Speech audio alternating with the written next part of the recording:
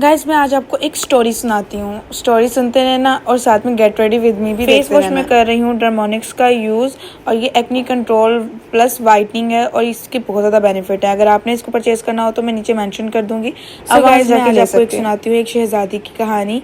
जो शहजादा बहुत ज़्यादा कोशिश कर रहा था कि उसकी शादी हो जाए, उसकी शादी हो जाए, उसकी शादी नहीं हो। उसने हर मुल्क की शहजादी को चेक कर लिया लेकिन उसको कोई पसंद ही नहीं आती थी लड़की। शहजादे को लड़की भी खूबसूरत चाहिए थी और हो भी शहजादी किसी मुल्क की। एक दिन उनके घर पे इतनी तेज बारिश आई, उनके मुल्क में इतनी तेज बारिश आई और इतना तूफान आया तो आराम से वो लोग बैठे हुए थे कि अचानक उनके दरवाजे पे दस्तक होती है और उसकी अम्मी जाके चेक करती है कि दरवाजे पे कौन है। मलिका ने जब देखा कि दरवाजे पे इतनी खूबसूरत लड़की बैठी हुई है और उसकी जो है उसका तांगा भी टूट चुका था, तो उसने कहा कि आप यहाँ पर क्या कर रही हैं। तो उसने बोला कि मैं दूसरे मुल्क की शहजादी हूँ और मैं यहाँ से जा रही थी कि रास्ते में तूफान आ गया तो मुझे आज रात रहना है, तो क्या आप मुझे रहने के लिए जगह। मलिका ने उसको अंदर बुला लिया और शहजादे को भी वो बहुत पसंद आ गई। बस अब शहजादे और मलिका ने ये चेक करना था कि ये सच में शहजादी है कि कोई फ्रॉड है। मलिका ने एक तरकीब लगाई कि जो बिस्तर उसको दिया उसको 7 बिस्तर दिए और उस 7 बिस्तरों के नीचे एक मटर का दाना रख दिया और सीढ़ी लगा के उसको दे दी कि जाओ इस पे। शहजादी ने ऐसे ही किया और वो जाके ऊपर सो गई। जब सुबह शहजादी उठी तो मलिका ने पूछा क्या तुम्हें आराम से नींद आ गई थी सारी रात?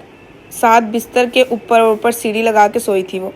तो उसने बोला नहीं मुझे नींद सही नहीं आई। उसने बोला शहजादी बोलती है कि मुझे नींद सही नहीं आई इस वजह से कि सारी रात मुझे एक चीज़ चुभती रही और मैं महसूस कर रही थी जैसे कोई इन बिस्तरों के नीचे कोई चीज़ जरूर है। बस मलिका और शहजादा जान गए कि ये एक शहजादी ही है। वो शहजादी थी, उसको रहन सहन जो था वो शुरू से अच्छे घर का था तो उसको एक ज़रा सी भी मटर जो था वो चुभता रहा। इसका मतलब यही है कि जो ख़ानदानी लोग होते हैं उनको बताने की ज़रूरत नहीं पड़ती कि वो कितने ख़ानदानी है, बल्कि उनकी हरकत बता देती हैं कि वो किस ख़ानदान से और कितने अच्छे ख़ानदान से ताल्लुक़ है उनका। अब जो अक्लमंद होगा वो समझ जाएगा मेरी बात कि मैं क्या कहना चाह रही हूँ। स्टोरी अच्छी लगी तो कमेंट सेक्शन में बताएं और स्टोरी सुनने के लिए।